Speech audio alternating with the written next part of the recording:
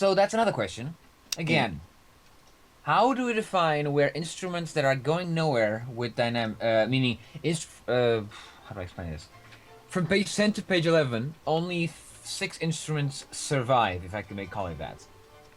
As in, Yes, only six they get. instruments remain. hmm How do you determine that the other ones are supposed to go to Fortissimo?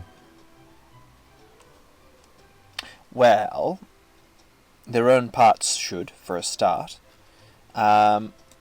If we need to, I think it should engrave.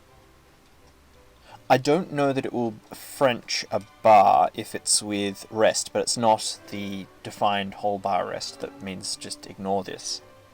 I'd be interested to find out, honestly. I mean, all we'd need to do if we want to make that absolutely crystal clear would be we engrave one more bar with everything, even if it has rest, and put the dynamic there. We don't need one more bar. I'm assuming they still have the empty bars. They do have the empty bars. It's just what would happen normally is if they have all these empty bars, they'll be compressed into a multi-rest, which is effectively tacit for all of that. What we do is we engrave the first of those bars, put whatever dynamic we want, still keep it as rest, and then the rest of them get put into a multi-rest. Well, this would happen often, so I would assume it has to be done. That's one way. I don't know that it necessarily is the only way you'd want to do it. And I mean, given that we have established the precedent of if the fortissimo is at the end of the bar, it's understood that that should have its effect, have its apex at the end of the bar. We could just make use of that. Okay, yeah, I like that. Miguel, do you agree? I wasn't paying attention, I'm sorry. It's okay. I don't even have the file open. No, you don't need it, you don't need it. Okay, imagine that you have a tutti, an orchestral tutti, okay? It goes to the end. I'm better at looking at things. Than imagining, well then. Yeah. Page 10 of the prologue, first file, to page 11. We go from a tutti to 6 instruments. The instruments that have arrived at the next page are in fortissimo. All the other ones are also supposed to be in fortissimo. Liam suggests that we use the same system we've been using, which is to put the fortissimo at the end of the bars, of the previous bar. Instead of adding an empty bar to the parts, putting a fortissimo there, and then making the rest multi-measure rests. Yes, that's the same option. Then it shall be done. Okay, And but before you do that, the violins and the first violins and the harp begin their crescendos in the wrong place. It should be The first note. one bar later. No, No. first note. They begin at the second note. Look where the crescendos begin. The harp and the first violin. See. Yes. So it should begin at their first note. Yes, and the cimbalom's crescendo should end at the end of the bar. Well, now not, because you're gonna change that, so never mind. Yes.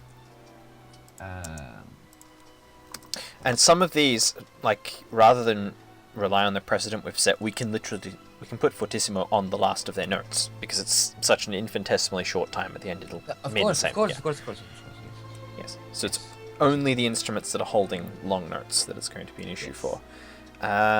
You said V1. V2 looks fine to me.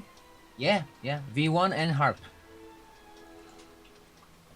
V1 and harp need to be fixed. Fixed.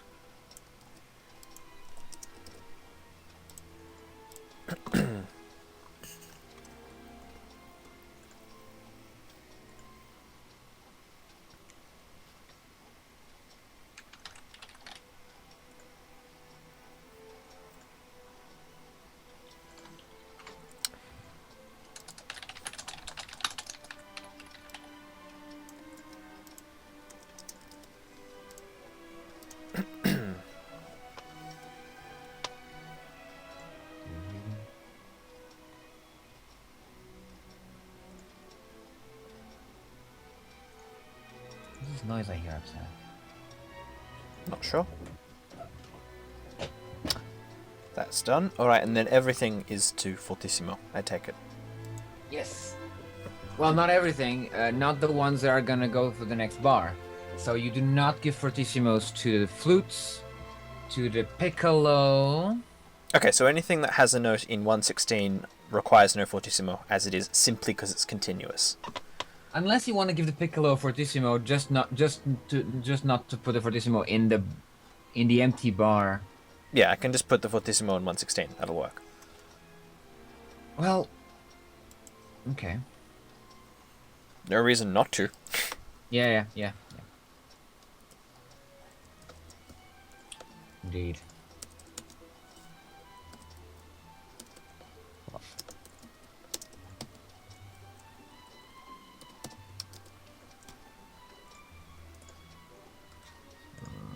Okay, I'll look ahead to see what else needs changing. See, the flute doesn't have to be touched. The herber does. I'm curious, what actually is terminating that crescendo?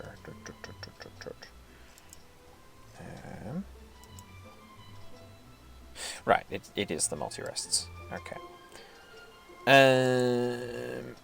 How shall we do this?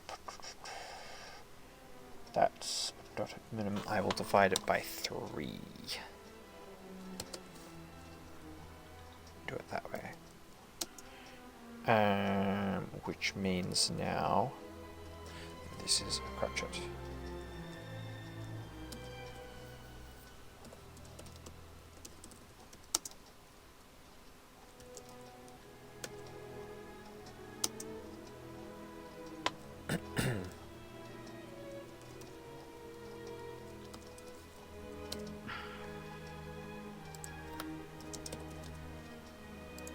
Which now means that is redundant.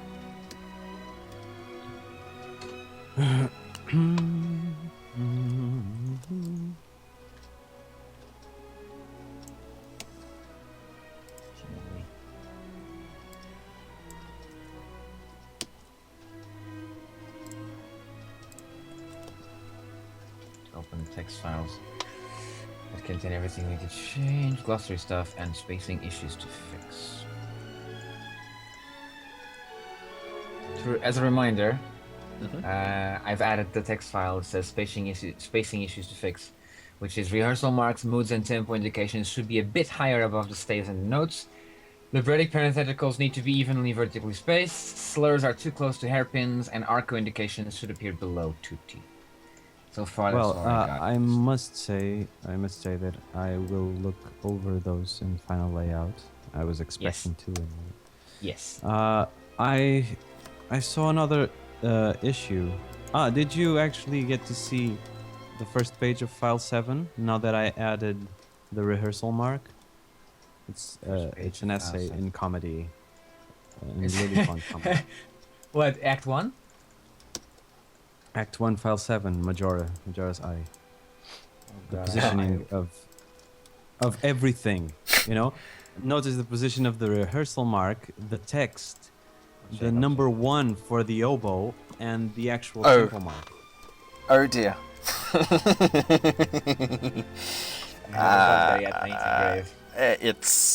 It is quite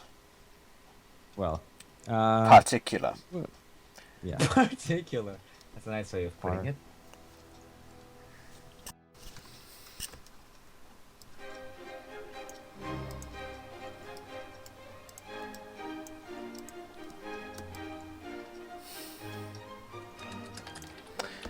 Okay, so now how is the clarinet one looking? Hello, Airbus. Holy shit! 53! I have learned all the heavens. There are pointed names and signs. What the fuck is going on? A really, really bad prioritization problem. Okay, well, oh yes, also, distance of dialogue. Right. Dialogue. Unstaved dialogue should be way more separated. Are you kidding? Look at file number 2 of Act 1. That one is awesome. Let me check. That one is very good. I'll be the judge of that.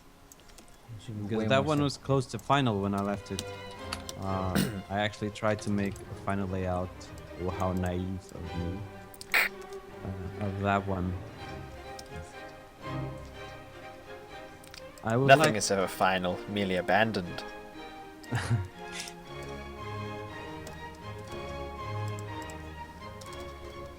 That one looks nice, I think. We could do a mathematical mathematical limit for this as Opera approaches end. Time of revisions approaches in nears infinity. Tends to infinity, yes. Tends to infinity, exactly. So I think clarinet is transposed with lots of double sharps and B sharps and whatnot. I like it. It's fine. Hang on, I know exactly why. It's not Miguel. It's not. What's missing in Majora's Aria is that you did not put a system separation. Because there isn't. Because Yeah. they speak while the oboe is playing. And if you look at the second page, you'll have the dialogue during the vamp, and that one is well spaced.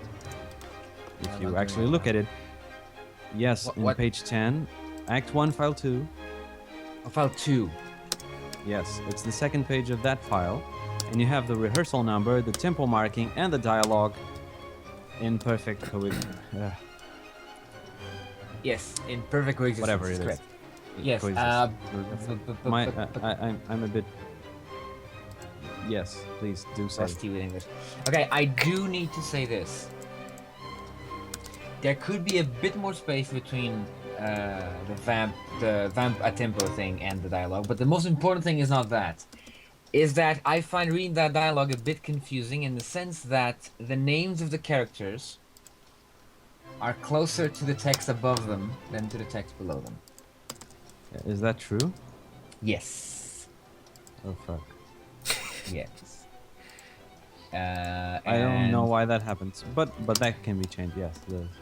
I think it can be even changed in a simpler way. You just need a space between every single sentence, like a vertical space. Funny things are happening in town. Space. I mean line break. Sorry, not space. Line break. Like an extra line. Okay. That means the maximum extra lines we're gonna add is 1, 2. No, I think 3, we could 4, simply 5. change the space. We could simply change the space between lines. No, but because then between those lines. because but okay, Between but because those you lines. you can't treat the name the names of the characters like the text. That's what I mean. So if you can change the spacing of specific lines only, then of course by all means. Yes. I could probably do that. It's just simpler to add a line because I don't think that page has spacing. Well, problems it's anyway. not that. I don't know. It's probably going to add a lot of vertical space, and I'm not sure about that. But I can try. First. Especially in page 1 of that file. Although I can try. See? On. Do you see the distance between Marilla's first sentence in that first page, and the distance between and the italics text? Yeah. That is exactly what is necessary. All right. Or it could be half if you can, but it's not. But half is not as readable.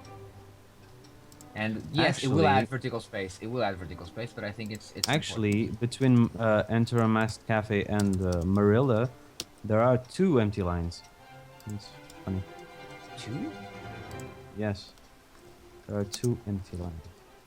Did my print screen Which is funny. Die? Oh shit! Hang on, because I think. But between Marilla's dialogue and the next one, there's only 1 empty line. Maybe it interprets 2 empty lines as just 1. Maybe it just.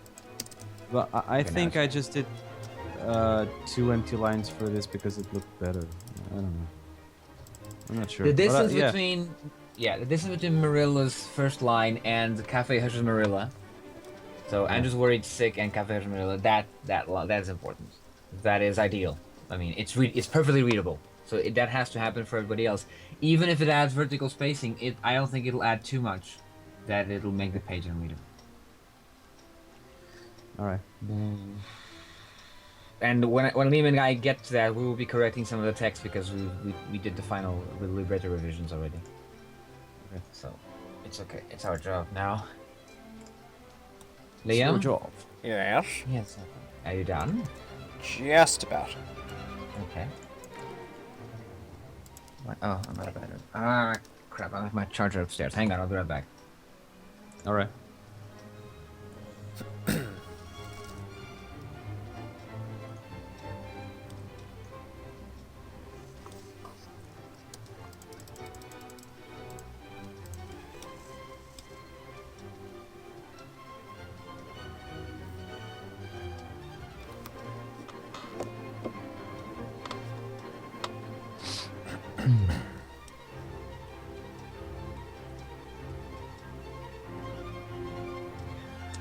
So, Set. how is Australia?